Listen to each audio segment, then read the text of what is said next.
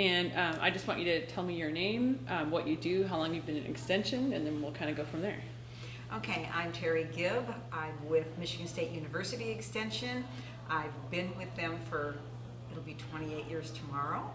And right now, because my job has changed over those 28 years, as you can imagine, I do natural resources and government and public policy work. Oh, okay, great. So what kind of advice would you give your younger self when you're starting out in your career? And how did you start out? What kind of position did you have at first? Actually, I have a very strange, I wrote my own job description. I came on to work because they needed someone to fill in because somebody had left unexpectedly. And so when I got there, she says, we've tried, our county extension, so we've tried to get this through and the county has voted it down twice. We're going to try one more time. Work on it, see what you can do. So I wrote the job description and it got funded. So then she said, it got funded, when are you applying? And I said, oh, I hadn't thought about that, you know. And so it kind of went like that. I saw the first list of applicants. Your name wasn't on there, why not? I mean, this, obviously, so I said, okay, I'll apply. And 28 years later, I'm still here. So what's the first thing I would tell? I think that the biggest tip, and it was something that Dr. Swan mentioned this morning when he gave the 7 tips for extension agents, and the first one was be observant. I encourage people to be observant, to think and watch and listen, because you never know when that new emerging issue is going to be dropped in front of you. And if you're thinking out of the box, or you're open to hearing these things, then you're going to be able to jump on an issue quickly. You want me to give you an example? Sure. A number of years stories. ago, well, in fact, probably about 10 years ago now, I went to a conference with a colleague for a whole nother reason.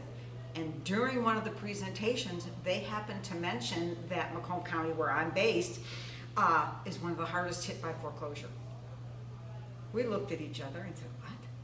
Well, it turns out that it was, what they said was a mistake, but that was 1st of December, that first week of December.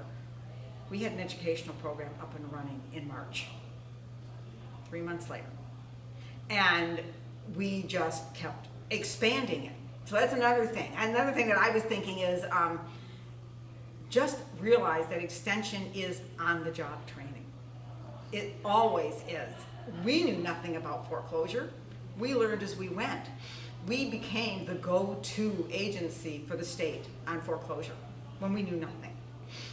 And as a byproduct of doing this, when the county was experiencing financial difficulty, we actually had a county commissioner come up to us and say, I would have voted to cut you except for the foreclosure program. That kept you.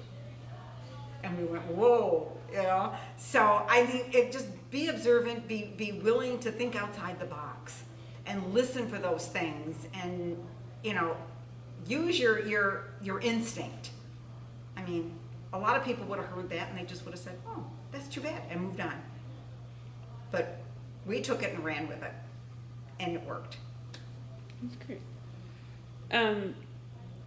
What's another story of like something where something went wrong, or, you know, one of your programs where you just learned another lesson, or you just had to let it go because you had no control, or something like that? Wow. Or are there any kind of moments that stand out in your career where it's just one of those things where you had to move on or something? I'm trying to think. I've been very fortunate, and most of my programs have worked. We had a challenging one that we're working through right now. And I guess one of the things that people also is extension. I always say extension is nothing if not flexible. They are flexible. They're always changing, always adapting, always developing partnerships, and working as a team. Developing partnership is one thing. Working as a team is another. It takes a whole different skill set to work with partners and to do it well, you know, without leading or being pulled along, but being part of that team and all moving together. So that's another thing, and we've had some issues with the partners, and trying to get everybody back on track. That's hard. I recommend not having that happen. What would you give, like what kind of advice would you give for people starting a partnership, like how to go about it or how to maintain it, or what do you think? Have conversations, kind of feel people out and know. I mean, it may sound like, oh, you're doing a program in water quality and then you want these water organizations. But if they've got a whole different agenda, then maybe they're not a good one to partner with at that point. Maybe this other one is better. So you've got to know that you all have the same issue in mind, and while you come at it from different ways, you still all have the same goal. Because if all of a sudden you got somebody going off on a different goal, then you've got problems. You either have to, and nobody does well with fork in the road. And what character trait do you think makes a successful extension professional? Being flexible,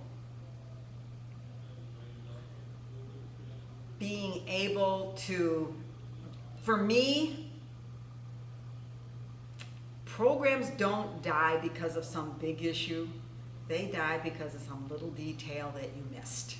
So, you might think that some of those details aren't important. Oh, it's just this, or no. Every detail is important to the success of a program. I don't care if it's making sure everybody has a pencil.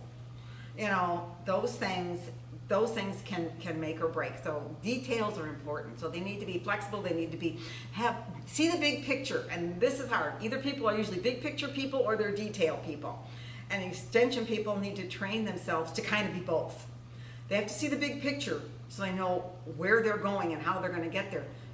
But if you don't handle all those details, you probably won't get there. So. Yes. Anything else you'd like to add? No, it really is. I can't think of another organization or another job that gives people as much flexibility to write their own plan and to develop their own goals as Extension does. I think, if you are self-directed and self-motivated, you can just do great things with Extension.